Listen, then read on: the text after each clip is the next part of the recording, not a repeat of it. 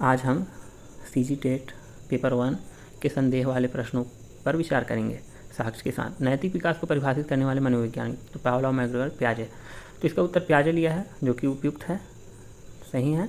लोग बोल रहे हैं कोहलबर्ग। तो ये है इसका साक्ष्य, शिक्षा मनोविज्ञान, एस माथुर की बुक है, विनोद पुस्तक मंदिर से पब्लिकेशन है इसका। तो पियाजे का कहना है कि पहले बच्चा जो होता है वो आत्म केंद्रित होता है, उसके बाद वो समाज केंद्रित होता है और उसका नैतिक विकास बुद्धि के बढ़ने के साथ साथ होता है। और इनके इसी सिद्धांत को, पियाजे के विकास के सिद्धांत को ही विकसित कौन किया था? कोहलबर्ग। तो पियाजे का सिद्धांत पहले आया था, तो पियाजे उसका करेक्ट आंसर होगा। कोहलबर्ग ने उनके कार्य को आगे बढ़ाया था। दूसरा जो प्रश्न है, बच्चा भौतिक और सामाजिक वास्तविकता की अवधारणाओं का निर्माण करना प्रारंभ कर देता है, विशेषता है। अवधारणाओं का निर्माण बौद्धिक विकास के अंतर्गत तो आता है, परंतु इस पर दावा लगाया जा सकता है क्योंकि यही पुस्तक के सामाजिक विकास चैप्टर में जो सामाजिक विकास की परिभाषा फ्रांसिस एफ पावर्स के द्वारा दी गई है, उसके अनुसार सामाजिक परिस्थितियों के अनुरूप, मतलब सामाजिक दायित्व जो होता है उसके अनुरूप ही चरित्र का निर्माण होता है, उसे ही सामाजिक अभिवृद्धि या सामाजिक विकास कहते हैं। तो जिस सामाजिक वातावरण की बात कर रहा है प्रश्न, वह इस परिभाषा में हमें दिखाई देता है। तीसरा प्रश्न हिंदी से है, कल इस पर चर्चा की गई थी। ध्वनियों के मेल से बने सार्थक वर्ण समुदाय को क्या कहते हैं?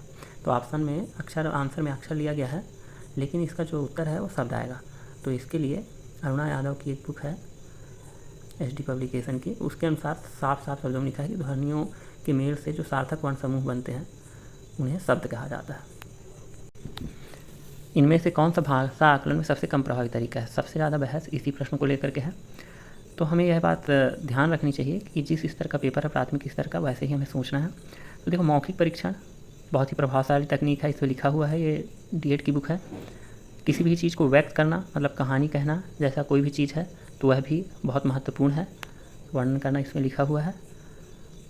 और जो लिखित परीक्षण आवश्यक है, लेकिन कहानी लेखन प्राइमरी स्तर के लेवल का नहीं है, प्राइमरी स्तर का नहीं है। और श्रुत लेख के लिए क्या लिखा है आप नीचे पढ़ सकते हैं कि इसका इस्तेमाल किया जा सकता है। अगर इसका पारंपरिक रूप हम छोड़ दें तो यह एक समग्र भाषिक निपुणता और दक्षता का क्या करता है? परीक्षण करता है। आप देख सकते हैं ये लिखने आकलन के जो बिंदु हैं उसमें बाकी सब कुछ तो है, लेकिन लिखना वाले कॉलम में कहानी लेखन जैसा ऐसा कुछ भी नहीं है, बल्कि श्रुत लेखन का जिक्र किया गया है, क्योंकि छोटे स्तर के बच्चों के लिए ये छोटी छोटी चीज़ें ही आकलन के लिए यूज होती हैं। अगला क्वेश्चन है, प्राथमिक स्तर पर भाषा सीखने में भाषा संबंधी कौन सा संसाधन सर्वाधिक महत्वपूर्ण है?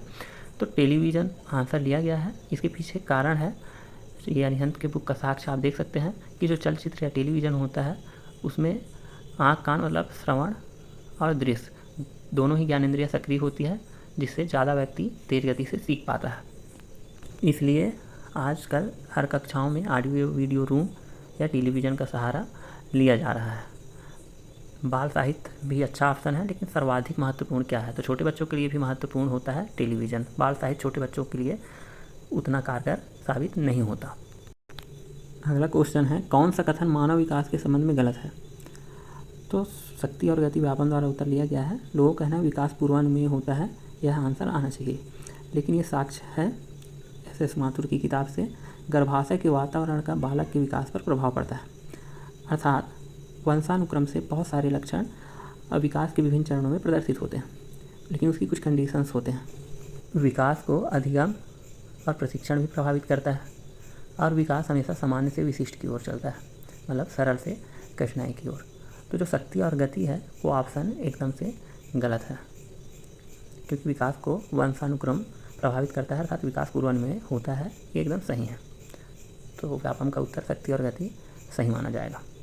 इस प्रश्न को लेकर के भी कुछ लोगों का संदेह है, और प्रश्न भी संदेहवाचक ही है कि संदेहवाचक पहचानना है। तो तुम खाओ अज्ञार्थक है, क्या तुम खा रहे हो प्रश्नवाचक है, उसने खा लिया होगा ये संदेह को प्रकट कर रहा है, यदि तुम खाओ तो मैं भी खाऊं ये संबंध को प्रकट कर रहा है, तो उसने खा लिया होगा संदेहवाचक है। दावापत्ति कैसे किया जाए और उसका प्रारूप कैसा होगा, अगर आपको ये जानना है तो मेरा दावापत्ति वाला पार्ट 1 आप देख सकते हैं। बहुत ही सरलता के साथ, सहजता के साथ उसे समझाया गया है। अगर आपको यह वीडियो अच्छा लगा हो तो लाइक एंड सब्सक्राइब कर लें।